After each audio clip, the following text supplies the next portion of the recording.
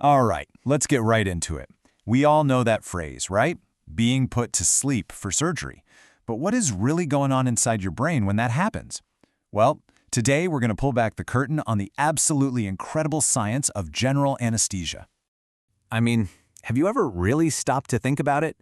One moment you're there counting backwards from 10, and then boom, you're waking up in a totally different room and hours have just vanished. It's gotta be one of modern medicine's most profound yet totally routine miracles. Okay, so first things first, we have to get this straight.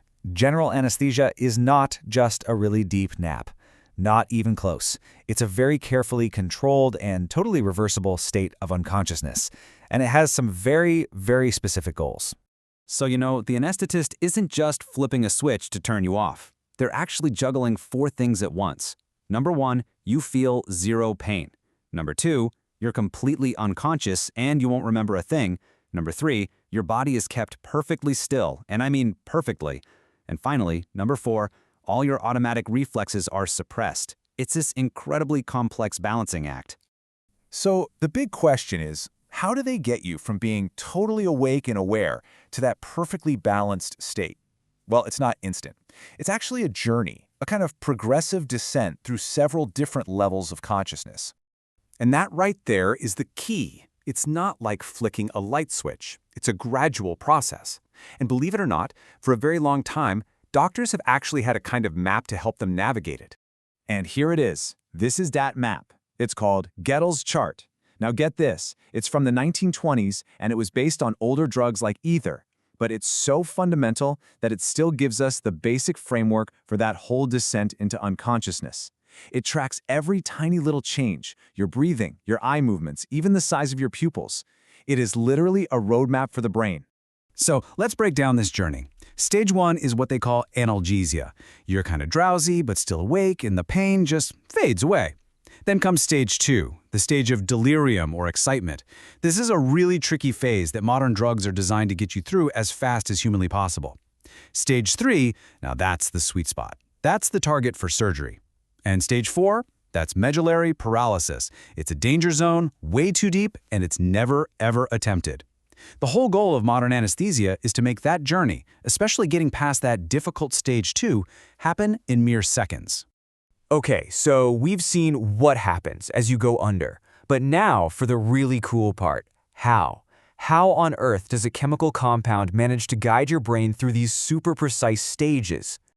This is where it gets truly fascinating, folks. These drugs don't just, knock you out. They're way more sophisticated than that. They actively go in and hijack your brain's entire communication system. They're interfering with the trillions, literally trillions of neural signals that create your conscious experience. Here's the crucial thing to understand. They're basically fighting a war on 2 fronts at the same time. So think of it like this. They are cranking up the volume on your brain's calm down signals. They do this by boosting a neurotransmitter called GABA. But at the exact same time, they're turning down the volume on all the wake up and pay attention signals by blocking other receptors like the NMDA receptors. It's like a perfect chemical pincer movement on your consciousness. Now, to pull off this amazing feat, anesthesists have a whole toolkit of different drugs at their disposal, and for the most part, they fall into 2 main categories. On one hand, you've got the inhalational anesthetics. Yep, the gas you breathe in through a mask. These are awesome for keeping you under because the anesthesiast can adjust the depth literally breath by breath. Then you have the intravenous drugs, or IV drugs, that go straight into your veins. And these things are fast, incredibly fast. That makes them perfect for what's called induction, getting you past that tricky stage 2 and into the surgical sweet spot nice and smoothly. And you can really see how this toolkit has evolved over time. Just look at this. You've got ether from back in the day, slow to kick in, not very pleasant. Now, jump to a modern gas like sevoflurane. It's super fast and way more comfortable for the patient. You can just see that constant drive to make the whole experience faster, safer, and just better. And when I say fast, I mean unbelievably fast. For an IV drug like propofol, you can lose consciousness in what's called 1 arm-brain circulation time. That's literally the time it takes for the drug to travel from the vein in your arm up to your brain. For some people, that is less than a second. Just think about that. It's astonishing. But of course, going under is only half the story, isn't it? Waking up, what doctors call emergence, is an equally critical and very carefully managed process. You could say the journey back up is just as important as the journey down. Yeah, making sure you have a smooth landing is absolutely key, because there can be some bumps in the road.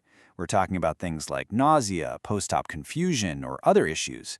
And to avoid all that, the whole process actually starts way before the main anesthetic is even administered. And that's why there's basically a pre-flight checklist.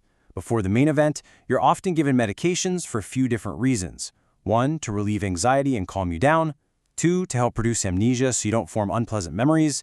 3, to get a head start on pain relief. And 4, to prevent nausea. It's all about creating the safest, smoothest conditions possible for the surgery itself. And that really brings us full circle, doesn't it? The whole entire process, from that pre-flight checklist, to the journey down, to the carefully managed emergence, it's all in service of one goal, creating a temporary and, most importantly, a completely reversible state of controlled unconsciousness. And that really leaves us with a final, kind of incredible thought, right? Anesthesia gives us this almost godlike power to switch consciousness off and on again with incredible precision. But it also raises this really profound question. As we get better at turning consciousness off, what are we actually learning about what consciousness is in the first place?